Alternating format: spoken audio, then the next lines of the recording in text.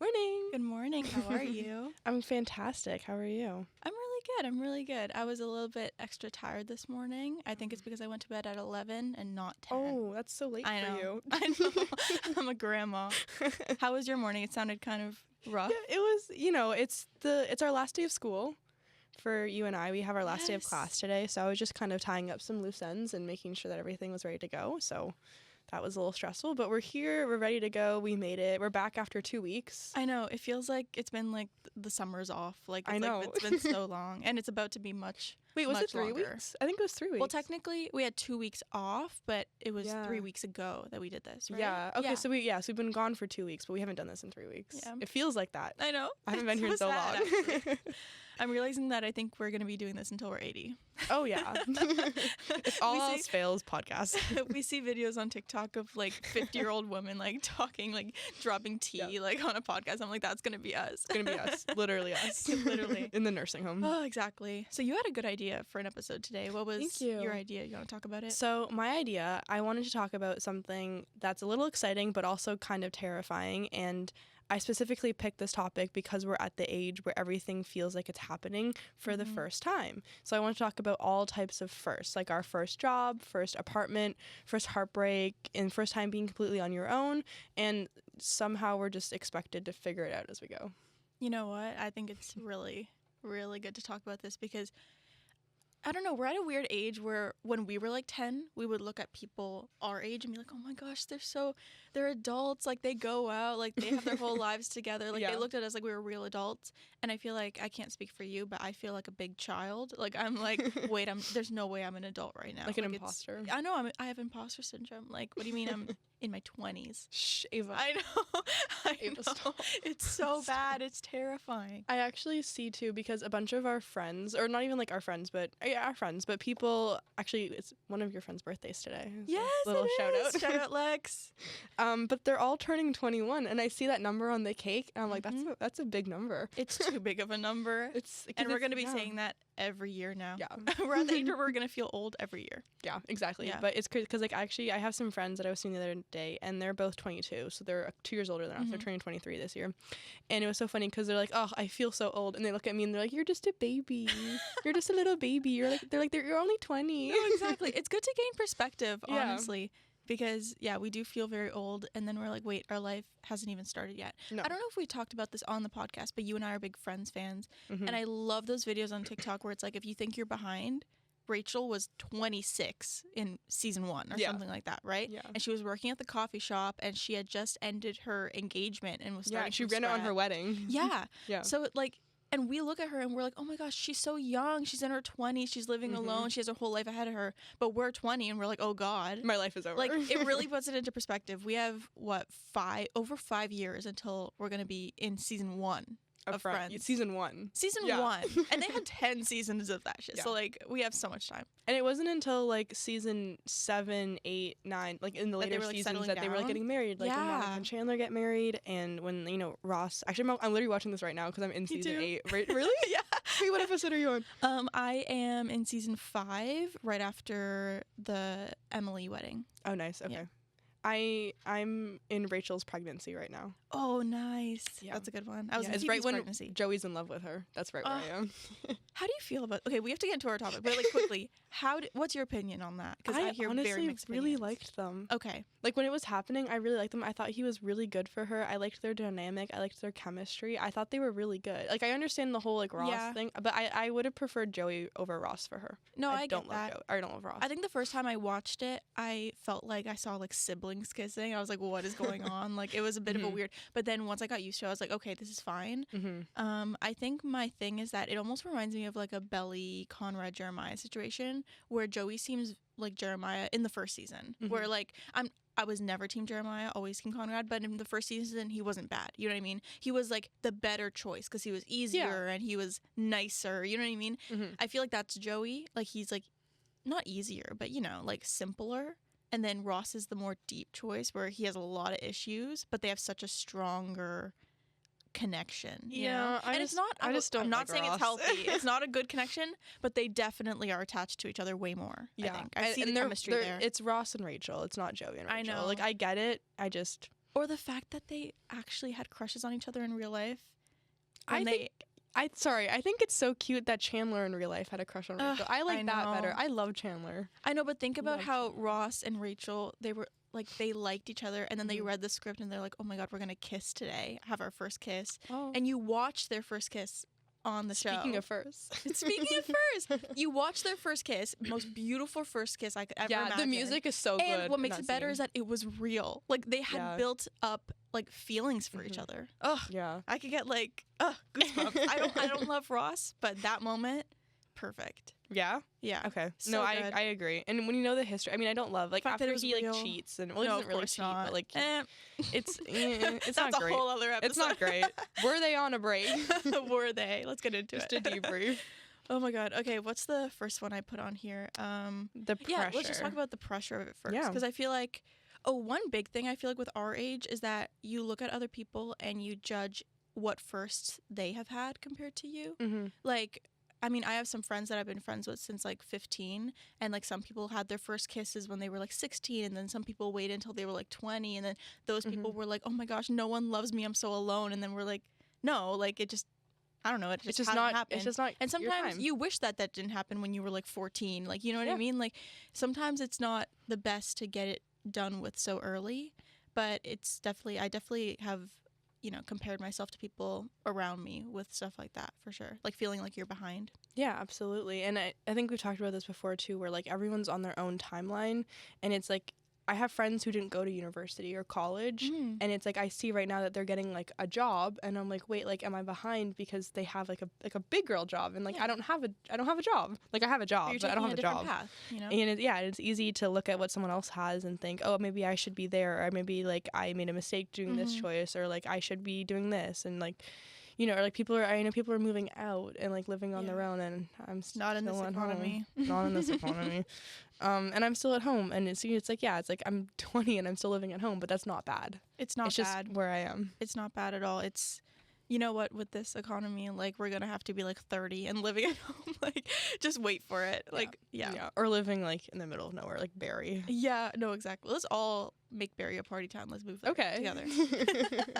Everyone will move up to Barrie. We'll make it the hub for entertainment. Yes. We'll turn Barrie into the next Hollywood. Oh my God, I can't wait. Yeah, so it's good to remember that do not compare yourself, because everyone's on a completely different timeline. I feel like I've said those words before on here. 100%. But this is in a different sense. Like, I don't know, like, if you haven't had a relationship yet, or if you haven't had a full-time job yet, or you have, like, it just doesn't matter. It doesn't matter. And sometimes if you haven't had any of those yet, it's because you weren't meant to yet. Yeah. And you're better off. You know what I mean? Like, sometimes I'm a bit sad that I didn't get to live on campus first year because I commuted.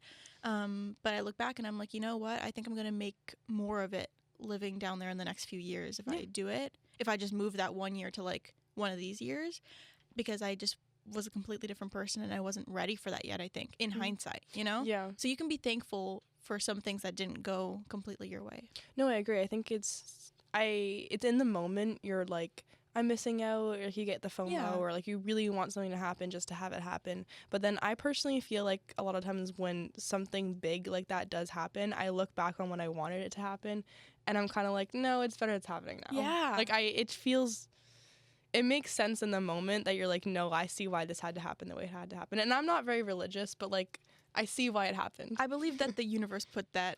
I don't know. Like, there's something there that was like, this is going to work out like this. Or maybe I'm just extra grateful and like, no matter what happens, I'm trying to find the good in it.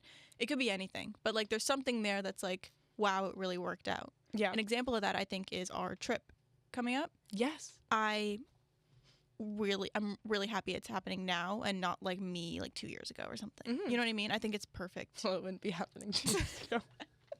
No, but I know. I'm saying me, the person I was like 2 years ago. Yes. I'm so happy I didn't waste this on that girl. Yeah. And I'm feeling like I'm going to feel the fullest potential of myself there now. Absolutely. I agree. I think, well, I mean, we should give context. We are going to Europe for about a month.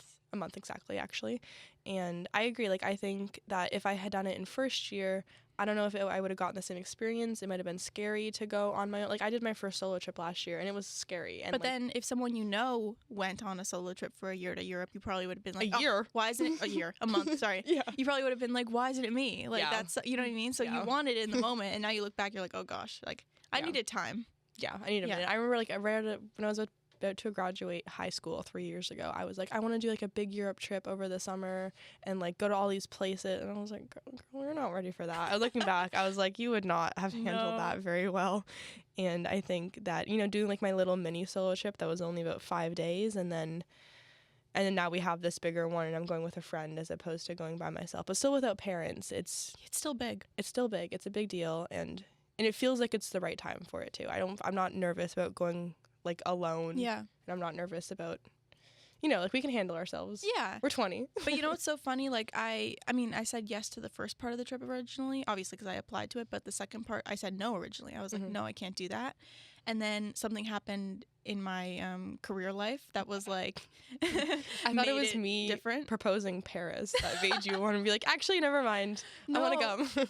A little bit of that. But it was more like something happened in my life where it was like, boom, like this makes sense to do this right now. Yeah. And I was like, you know what? I don't know who that is, but like maybe the world is telling me, like trying to push me. And I just took it. And I was like, okay, I'm going to force myself because like I almost said no. And then I was like, nope. Yeah. It's the right time. I'm so excited. I know. I really do need to start planning it though.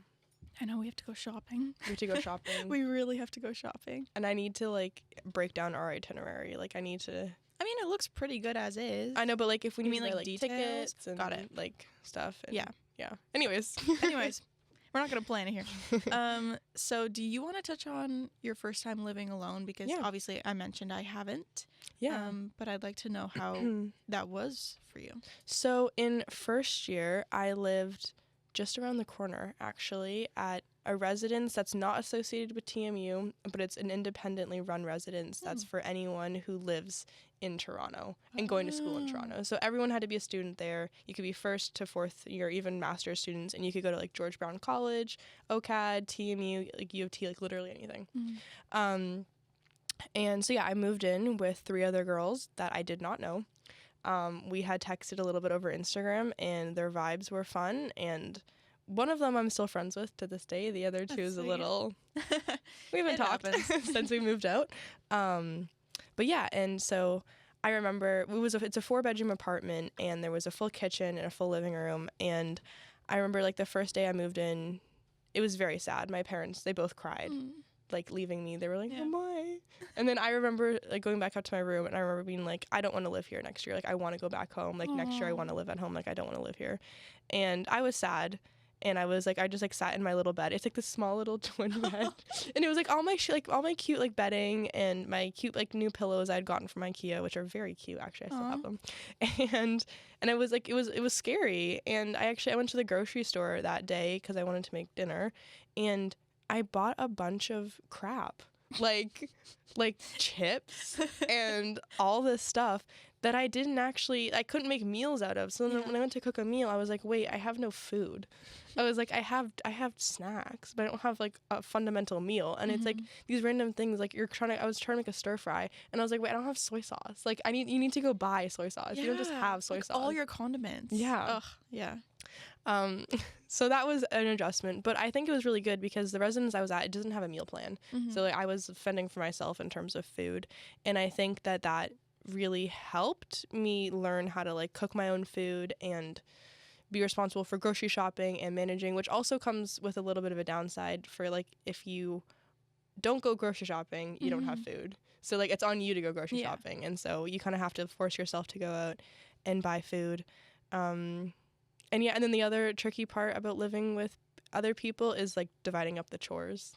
Some people are allergic to taking out the garbage. I've heard.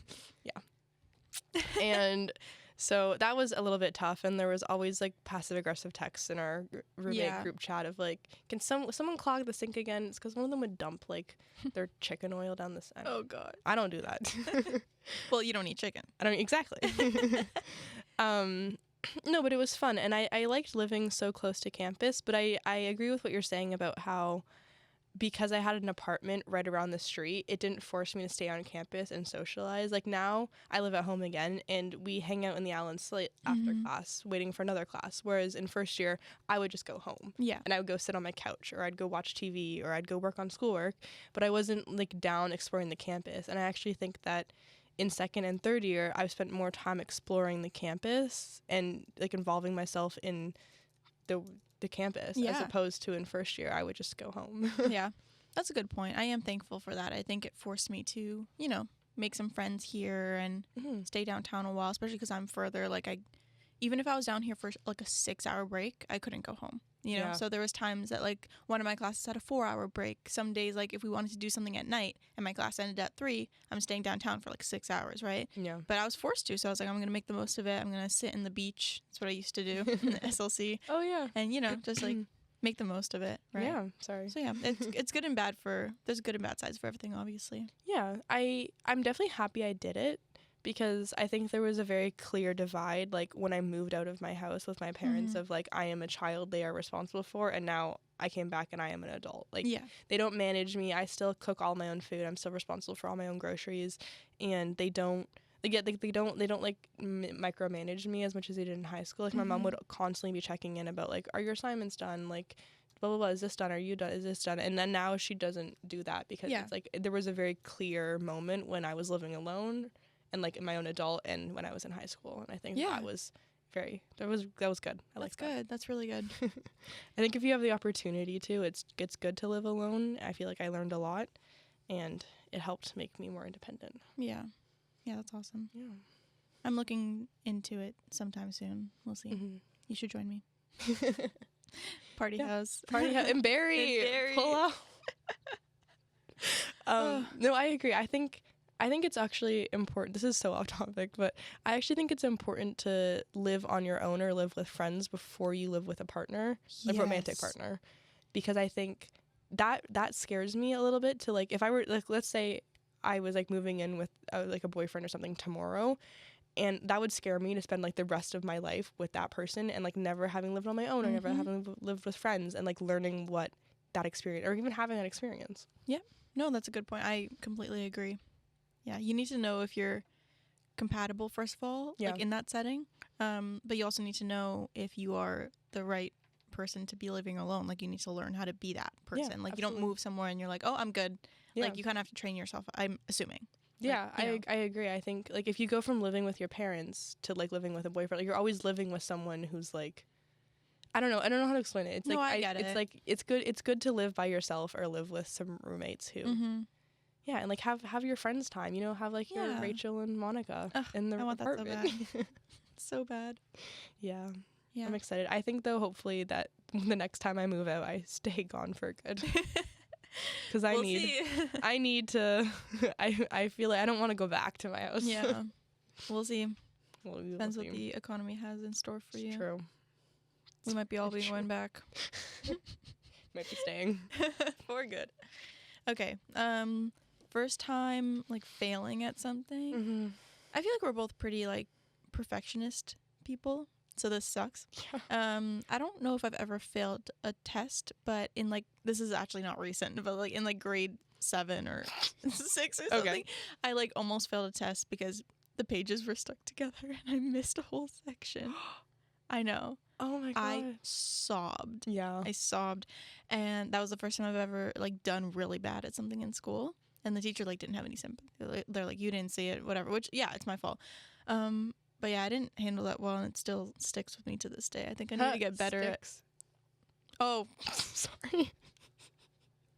Okay, that's funny. It took me a second. I figured because it was in grade 7, I could joke about it. It's not like fresh enough that you're still upset. No, I'm traumatized. Like, yeah, what are you talking about? No, I've gotten better with grades and stuff, and like being easier on myself. But definitely, I'm not good at handling that at all. And like whenever that happens, it's still sticks with me for sure. No, I agree. I wouldn't even say that I don't think I've ever failed at something. There's nothing that I've done that I like failed to do or at least try to do. But there's definitely times when I make a mistake and it sucks because you want nothing more but to go back and change it, but you can't, because like you're like, now I know what I would do next time, and you can't go back and change the outcome of your mistake, and that sucks. I made a mistake at work once, and it still sticks with me again. Really? And I cried. Oh, at work. That's okay. In the bathroom too. Oh, okay. I've cried on the pool deck. Okay, but you have like sunglasses, no? Oh. No. Sorry. Well, when I make a mistake at work, it's like, you know, someone accidentally didn't pay for their shirt or something. When you make a mistake, like, does someone die? Like, No. I think the stakes are a bit higher. No, I'm not a doctor. So it makes sense that you like cry on the No, the mistakes. No, honestly, no. I was crying on the pool deck because one of the lifeguards I was working with was really mean to me, and I was upset. But I think you relate to this too. The majority, like my lifeguard training is great. Like I don't make mistakes on that. I make mistakes with like patrons, like talking to people, and like I'll tell them the wrong information or I'll give them the wrong advice, which can happen in any job. It's not lifeguard specific. And then you feel really bad because then they get mad at you. You're like, I'm sorry. No, I get that. I accidentally told someone to like watch like the till for me while I was like counting money, but it was like someone that I was equal to. So I was like, if I can count the money, and they do count the money often, why can't they watch it for me? And they got really mad at me. They were like, no, you need to like finish what you started. You can't switch. And I was like, ugh. What? I got really upset because it's money. Like they're very strict about that. That makes sense. I guess. It's weird. I handle like a lot of like, you know, wads of cash. It's crazy. I'm like, you're like eyeing it and you're like, I feel like I'm not qualified to be looking at all of this. It's so funny. Yeah, usually I've seen them like pull money out of ATMs and stuff before, and like a police officer has to stand and watch the person do it. Like it's very like, we have to all go together at the end of the night and like give the deposit to the bank, and none of us can like, we all have to go together to make sure that no one takes it. Like none of us take it. Wait, so you have to like leave? Is the bank nearby or like? Yeah, there's one in the mall. Usually. Oh, okay. Because I've worked in 2 malls and they're both in the mall. That's a good question. If they're not in the mall, I have no clue. I'd go home. If it's like a standalone store, I have no clue. Yeah. But yeah. Maybe there's like a safety deposit box. Like at work we have this and like then at the end of the week or something. Thing. Yeah. Might be that. We have this like big chunky metal box, and there's only a key that unlocks it. You put the cash in there and you like turn the wheel, and it's like it goes in. Maybe. Yeah. But yeah. Anyways, failing is hard, but when I look back, it's not failing. Like, you know what I mean? It's like a little mistake, but in the moment, learning. it's like, wow, I'm a failure. You know what I mean? Like that.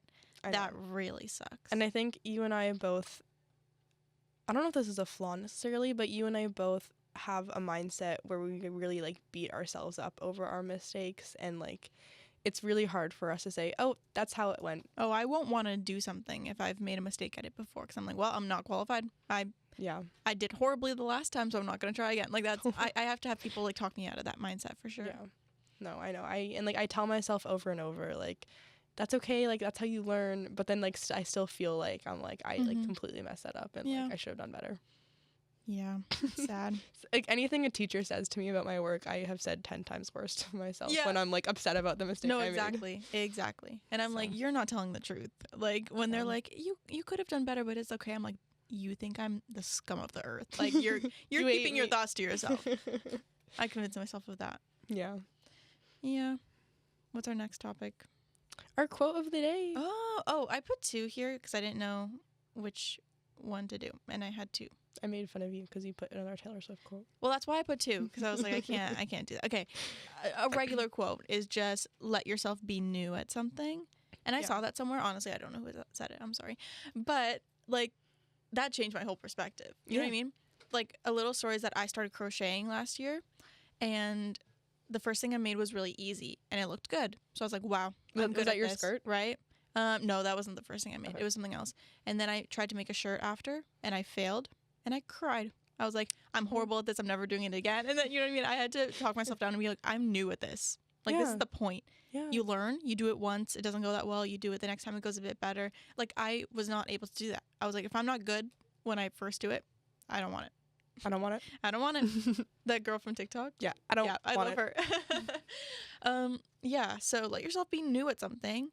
If, I don't know, you're in your new young adulthood and you're doing university and you're doing classes you have never done before, and you get like a 70 instead of like a 90, like this is you're new at this. You know what I mean? Like you haven't been doing this class your whole life. You haven't been with this teacher your whole life. All of this is new. Let yourself figure it out, you know, give yourself Yeah. some leeway. No one comes out of the womb knowing how to crochet. Exactly. Like, it doesn't work like that. And sure, some people pick it up faster than others, but I completely agree with you. And it's Yeah. like, I think it's important to make sure that when you are new at something, like you said, you let yourself be new at something, because if you have the mindset of like, I'm learning and that's okay, it makes it a lot easier, and you don't take the mistakes as hard. And it's like if you change your mindset, the stakes are a lot less intense. I find. And as you're learning, the next version of it that you do, that maybe for crocheting, for example, like if the next version of the shirt I made, like it looks kind of weird, but I got the straps right this time, that's a win. Like, it's not a lose, you know? Yeah. So you just have to change. Like, when you're new at something, it's going to improve slowly over time. Same thing with like practicing anything, or like at your job, like you're going to get better over time. So yeah. I wish there was a way to know without having to make a mistake. I wish I could just have the knowledge and I didn't have to learn it the hard way. Yep. I would love that. Me It's too. not how life works. No.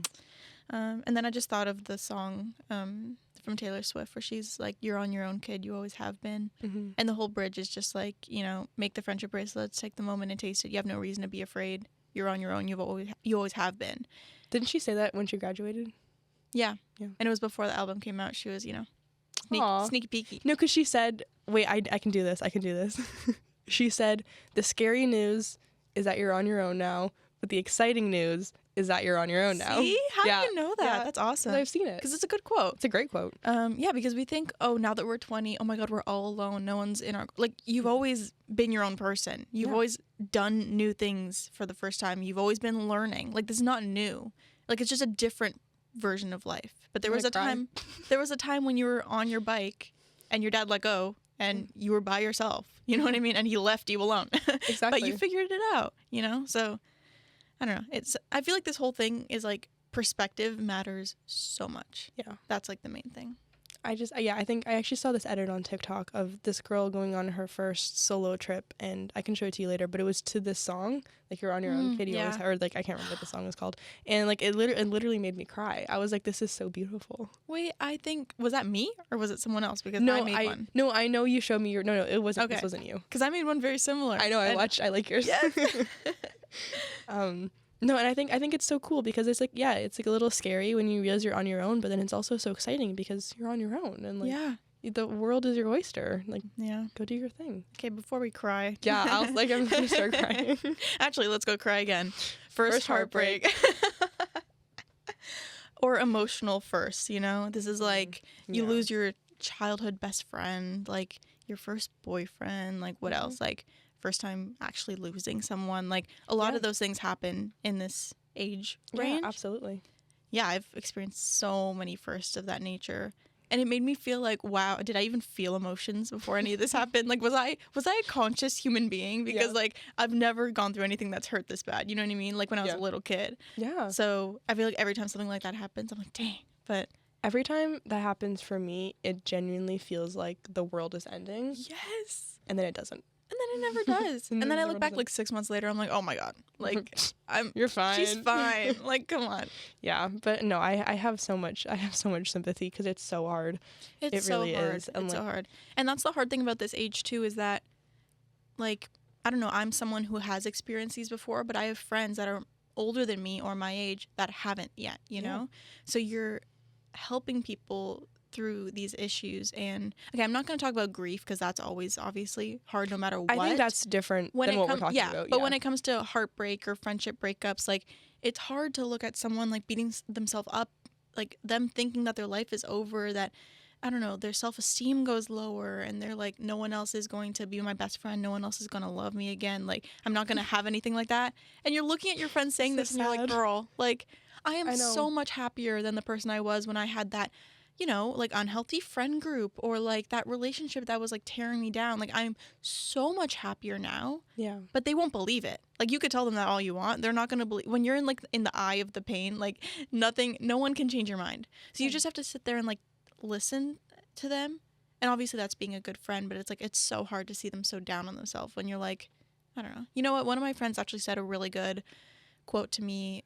I guess it's not a quote, she made it up, but like when I was going through when I was going through my first breakup, she said, I feel obviously terrible for you, and I'm really sad that you're sad, but I'm not worried about you at all.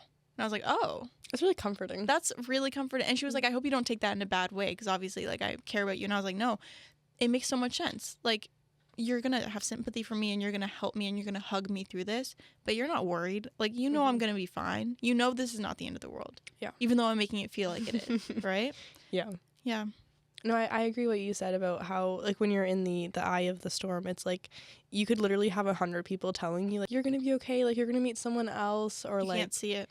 you can't see it, because it doesn't matter, like, what you know or what people are telling you. Only what you feel matters. It just, like, completely takes over, and, like, it's like, it's consuming. That's, like, one big lesson I think I've learned throughout these years, the formative years, is that you have to separate your emotions from what your brain is telling you sometimes. Yeah. And no matter how much something hurts, it might not be, maybe that person didn't do wrong and it just hurts, or maybe it really hurts and it feels like the end of the world, but your brain knows this is just another, like, you know, lump in the road, right? Or maybe in my situation, in terms of losing a friendship, you did do something wrong. And you reflect. And you reflect, and you live with the guilt. No, but I'm not talking about self-aware people. I'm talking about non-self-aware people. True. No, I'm saying too, like, You're very self-aware. thank you. I'm saying too, though, like, I think that like we were talking about, it's okay to make mistakes, and you need to remember too that, like, your past, it's only supposed to be a lesson. It's not supposed to be, like, it's not supposed to hold you captive of, like, this is who you are. Like, the person that I was when I did lose that friend is not the person I am now, and I would never do that to my new friends. And I feel bad, and it makes me sad that, like, that version of me exists in her mind, because it's not who I am anymore. And that's hard. And you know what? It's hard to look back, and you don't want her to have felt that sadness, but I would assume you don't regret it, because if you didn't experience that, what if you were to do it now? Or, like, you know what I mean? Like, I kind of think of it as, like, it's like a first relationship. Like, you're going to make mistakes, and sometimes, like, I'm glad it happened when I was young and not, like, when I'm, like, 25 and, you know, I think I found the love of my life, and then I make mistakes, and then I lose it, and then I'm like, well, I'm too old now. Like, I give up. No, you're just Rachel. You're Rachel. I mean? I'm just Rachel.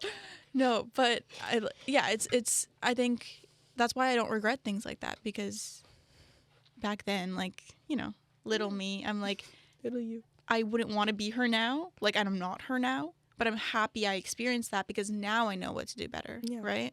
And if you just delay that and you try to not, you know, put yourself out there and not get really close friendships, not date anyone because you're scared of that, you're probably just going to experience the same thing, just a bit later, you know? And then delay the process of growing, I guess. Exactly. It's like, how lucky am I that I learned that before I was 20? Like, I'm so lucky that I got to have that now, and I know now that, like, I can recover from a relationship ending or a friendship ending, and it's not going to be the end of the world. And I learned that at 20, I can bounce back, and I'm fine. And you're fine. I'm fine. You're never worried about you. You'll be never worried about you. Okay. Yeah. Common ground. Yeah, so we already touched on this a little bit, but, like, our trip together, our little, I'm still calling it a solo trip, even though it's not just me, it's me and you, but it's like, you know. No, but it's without parents. It's without parents. Like, it is a solo trip. I think so. Yeah. And we're gone for a very long time. I said no at first. When you said, hey, do you want to do this? I was like, nope. I know. You can do it yourself. I'll meet you there. No, you go ahead. My original proposition, I think, to you was going, like, what, a week early into Rome? And then it became 2, and I was like, in my mind, I was like, 1 week's okay. 2 weeks, no. And then when I thought about it, I was like, it's the same thing. It's not that bad. It's not that bad. Yeah, I think the Paris, though, really. I feel like if I had pushed you for 2 weeks in Rome, I think you would have said no. I just want to be like Belly, and I want to find my Conrad, and I want to, You're French, man. I want to find all of them. all of them. All of them. Yeah. Yeah, I'm excited. So I feel like that's our main common ground. Another one I wrote down was, like, I don't know, your first time looking past, I don't know, like, assumptions about someone. Yeah. Like, I feel like when we're young, we're like, I don't like you, I like you, this is my group, and then that's it, kind of thing. And then as you get older, you kind of have to push past that and realize this doesn't connect to this, actually. But it, like, in a work setting, you're going to have to work with people that you don't like. Or in friendships, like, maybe someone will be added to your group that you didn't like. But then once you start hanging out with them, you're like, oh, you know what? Maybe they're not that bad, right? Like, I feel like at this age, I'm really pushing past those like assumptions that I'm making. Mm-hmm. And that's kind of the, like, this is like the first time that you're kind of forced to do that. Because when you're a kid, you kind of do whatever you want. And now it's like, no, you can't do that. Yeah, exactly. You can't say, I don't like you. Sit somewhere else. Go sit over there. Yeah, it's so much more complicated than that, especially like if you have someone like who joins your friend group and you're not super close and maybe you don't really like them very much. Yeah. And you kind of have to. But you're allowed to not like them. Yeah. Like, that's okay. I'm sure you have your reasons, but you also can't be like a little Debbie Downer and be like, Debbie Downer, you know? Yeah. You can't be mean. Like, I don't like you. No. Yeah. I agree. I think we've both experienced that. Like, looking past, like, you know, we could easily be like, I don't like you. But we push past it. Yeah. And I think that that's mature too in terms of like the workplace. And like friends is a little bit different, but like in the terms of the workplace and at school, you're going to be stuck with people you don't like. You're going to be stuck with people you don't like working with. Mm-hmm. I have people I like as people, but I don't like working with them. Yeah. And those are two very different things. And I've learned the lesson that I don't want to work with those people anymore, but I'm happy to be friends with them. I just don't want to work with them. And I have people that I love working with. Yeah. I don't want to hang out with you outside of work. You know what I mean? Like, there's always that. Yeah. You know? Yeah. Absolutely. Speaking of work, first job. Mm-hmm. First paycheck. My first actual job is still my job. Well, I guess, is that the same for you? It's the same kind of. It's the same company or whatever it is. Not company. I work you know for what I mean? the city of Toronto. It's the same type of. It's the same job, just not the same job title. Kind of. Yeah, I've just moved up from being a lifeguard to a head lifeguard, which is my job doesn't move up, so I'm just where I am. But yeah, I mean, no, like I remember, like I'm sure you remember too. Like you remember your first day. Oh my god, work. I wanted to like poop myself. I was so scared. It's so stressful. Mine actually, I was a waiting pool attendant. Have you seen those big basins of water? Yes, I was one of those. No way. Yeah, I sat there in my little green shirt and I watched. I remember my first day. This is kind of gross, but on my first day at work, a kid yacked. No. On the thing, like on the concrete. So I had to like pick up like a bucket of like the water and like flush it down the drain. It was disgusting. I never want to do that again. That's horrible. That's horrible. Yeah, I haven't grown up in my position because you physically can't in my job. It's like that's your position and that's it. Mm-hmm. But I've definitely grown up in my responsibilities, and now I'm like a person that's left to be in charge of other people. Yeah. Like when the manager can't be there and stuff like that. Like, I wish I got paid for that, but it is what it is. I'm lucky. Unlucky.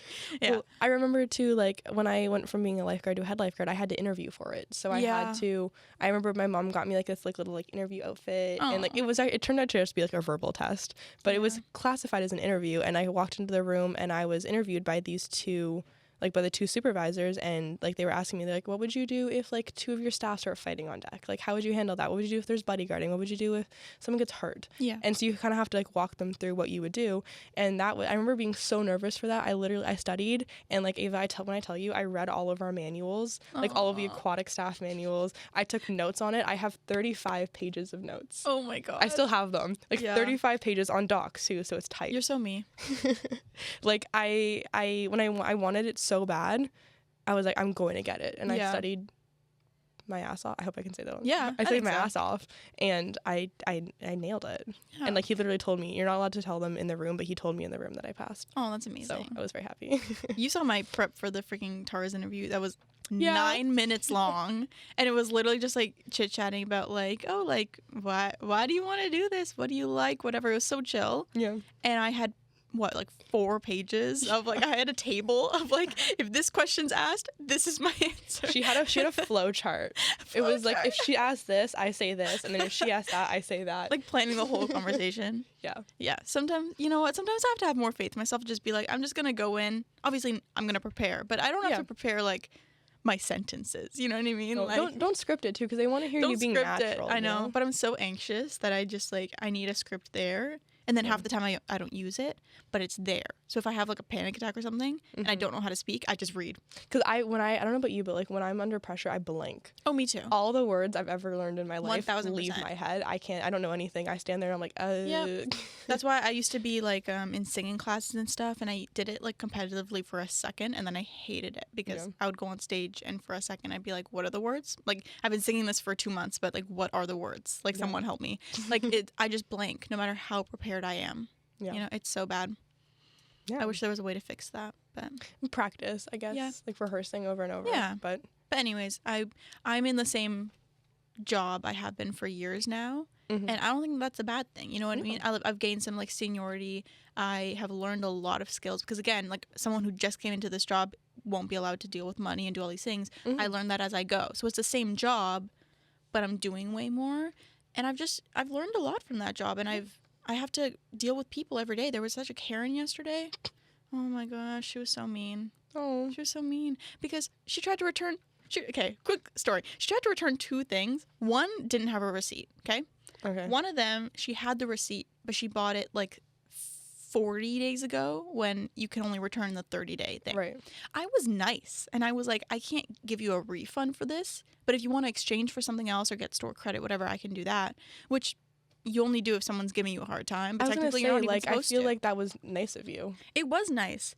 And she was, oh my gosh, she was like, trust me, I know the manager. She'll be fine with it. Just do it. And then at the end, she goes, what's your manager's name again? Right. You don't know the manager. You little liar. And she was like, I shop here all the time. Trust me. Oh, I'm sorry. I just started here today, actually. Like, I didn't know that was the rule. Sorry, miss. Like, I shop here all the time. No, that's crazy. All the time. And I know the rules. That's not the rule. Okay. It's the entitlement. It's so, for me. Also, you don't have to be so rude about it. And I was like, I'm sorry that I can't do this. If you want someone to override the system, my manager has to do that. And she's the one you know, by the way. The one you know. Her. Go call her. Do you know her name? Yeah. If you know her so well. So anyways, I hope she doesn't listen to this. But yeah, I have to deal with people. You know, I have to learn my whatever. So if you have a little, you know, like the job that you thought would be a teenage job and you have it for a few years, like, good for you. You were able to keep something for a long time. Like, you don't have to get a crazy job when you're still in school and you're, you know, like, why would you switch a million jobs if you have one that's like stable? Yeah, you know I agree. I mean? I think it also, like, I mean, I haven't really hired a lot of people. I have never hired anyone. I've onboarded people, so we don't pay them. Oh, okay. But I've interviewed people for the Taras and stuff, and I was like looking through resumes, and I actually think it's more impressive if you have something on your resume that's like one job for 2 or 3 years, as opposed to like a million jobs. Yeah, it looks bad. That you only stay for 4 months at a time, because that tells me that either you're not working, like you're not a hard worker, people don't get along with you, you don't like staying in one place at one time. Like, it tells me that maybe you're not in it for the long haul. So seeing like a longer thing on a resume tells me that maybe this is a good thing, you know. Never be ashamed of that, for sure. No. Like, yeah, I think that's it. What's the next topic? We kind of did this one already, comparisons and timelines. Oh, we already did that. You can skip it. First time. Ooh, yeah, I thought about this. So, like, I don't know, when I was a kid, I feel like, I don't know, I would go to, like, I didn't go to Justice often, actually. It was, like, very expensive. But, like, I would go to, like, Justice. I would go to, like, you know, like, just the basic stores, and I would, like, get what everyone else was wearing, and, like, we'd all look the same, you know what I mean? And, like, I mean, maybe other people are different. I don't think I had, like, a unique look for a little bit. And I feel like this era of life is when I'm starting to, like, feel myself and, like, get things for me and, you know, like, have, I don't know, like, just go into who I want to be kind of thing and how I want to express myself.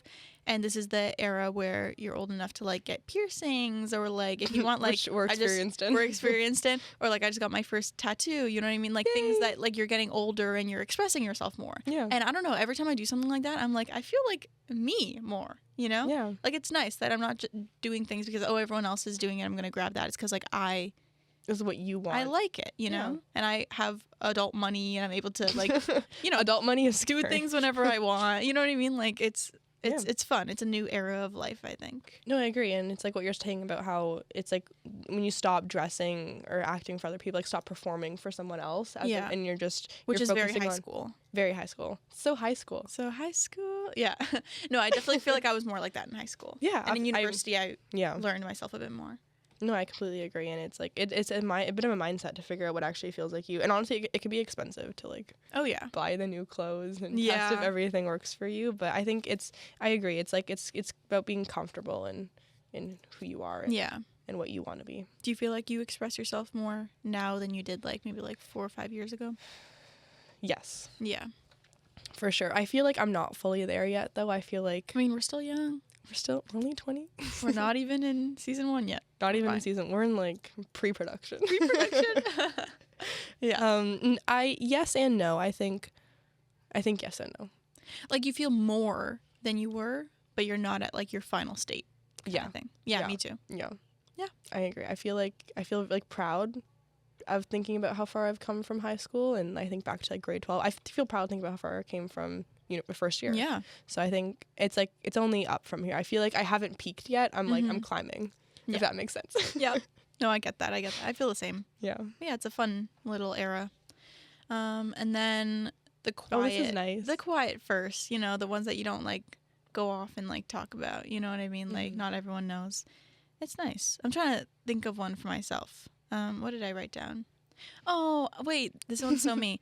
Like the first time you truly feel comfortable being alone, because obviously no one else knows when I feel comfortable being alone. But I used to be very like codependent on people, and like I would need to hang out with my friends all the time, or like have someone around me all the time. And I would feel hurt if other people didn't feel the same way. Oh my God. Like even like just like 6 months after my like high school era, I like realized, whoa, like that was crazy. I'm not like that anymore. So to be like now 3 years from that era, I'm like, I don't know, you have to like drag me out of bed, because I'm like, I like at night, I'm like, I don't want to go out. Like I want to put on my face mask, and I want to do some work with a candle. Wait, can I make another reference to Yes. Friends? It's like when who's saying it? I think it's Chandler and Ross, and they're like I just want to go home and wear comfortable clothes and be in bed by a reasonable hour. When they're having that rant, they're like, I'm 28 or I'm 20 years old, damn it. I want to, what if he says something? I forget. But you know what I mean? I know what you mean. I know what you mean. Yeah. Like, I just want to be in bed at a reasonable hour. Yeah. That's so me. No, I do go out, but make sure I sound cool still. Exactly. No, I do go out and I do the things, but yeah, I don't know. I feel more comfortable now, and I need my alone time in like the week, or else I'm drained. Yeah. I used to not be like that. I used to like need people as like a distraction so that I wouldn't sit down and just like have thoughts. Yeah. Now I'll have all the thoughts. I don't care. Yeah, thought daughter. It's gotten so much better. I love being a thought daughter. Do you feel that, or is there a different one that you're thinking of? I can't remember, but it's like I know. I feel like I definitely have enjoyed more alone time, especially like you went on a solo trip. I did. That's probably not something that you would have done when you felt more maybe dependent on friendships. Yeah, or, in high school, the thought of me going to Europe by myself would have exploded my head. Yeah, I definitely don't. So we've both gotten better at that. Yeah, for sure. And I think there's a bunch of like little firsts. I can't actually think of any right now, but there's a bunch of like little things I've done where like I even just tell myself, like it's kind of embarrassing, but I even just tell myself like I'm proud that you did that. Yeah. You just say it out loud so that you hear it, because no one else is gonna tell you, because you're not telling anyone else that you did it. But if you just say like I'm proud that you did that, or like I'm proud of you for standing up for that, or for completing something, it's like it's like a little hug. Yeah. You know what the good thing about like learning how to be alone and emotionally growing is that like now I feel like I'm more picky with who I let in, because I'm like, my life is so well balanced right now. It would take like a person that would really improve my life to bring them in, whether that be friendships or whatever. Like I'm, you know what I mean? I'm not just gonna like take what I can get kind of thing. Yeah. And I feel like we all used to be a little bit like that. Like we want the biggest friend group, and like, you know what I mean? Like we want to get a boyfriend first, whatever. And you're like, you settle, or like you have a friend group that you're like, yeah, let's all hang out. But like, are you really close with any of them? Yeah. Like you just want like the more the merrier. I just want more friends. I want to be more popular. I want all this. Now it's like, I don't know, because you don't have a well-balanced life if you're feeling like that. Like you want to fill in the gaps. Like you don't want any like off time. So if you do have a balanced life, then you're not just going to let anyone in because they're not, especially if they're not up to your standards, And that's on you to make sure that you're fulfilling aspects of your life. I think it's important to make sure you're not grasping onto other people to fill the holes in your life. Yep. I was going to say something. I can't say that on air. Okay. Anyway. Tell me after. Okay. Should we do self-care shares? Really fast, yeah. Yeah. Okay, we have a minute. Go. Okay, my self-care share, this has nothing to do with me, but I got 2 brand new cats this week. And my self-care share is to spend as much time with them and give them as many hugs and kisses as I possibly can, and feed them an abundance of treats. Amazing. And I will be coming over to look at them. Literally everyone has said that. I text them and they're like, can I come meet them? Can I have them? I'm like, no. Oh my God. I was not cat sitting, but like cat feeding for Zoe when she left for England. And oh my gosh, it was so fun. I would just like sit with them. Yeah. That was so cute. Yeah, definitely come meet them. Yeah. What is mine? Mine is, this is a silly one, but we might go shopping next week, or like, well, we're gonna Oh get yeah, pizza. we're But gonna, I was also we have a date. we should also go shopping for Europe stuff, and I'm going Yes. to treat myself to Europe stuff because I Yeah. deserve Europe stuff. School is done. It was a great semester. Great semester. On to the next. Let's celebrate and let's buy some clothes. Let's spend money. Spend money. Oh my god. Okay. This has Okay. been GirlCode, Yeah. and we'll see you next week for our final episode. Final episode of this year. Okay. Have a great day, everyone. Bye bye.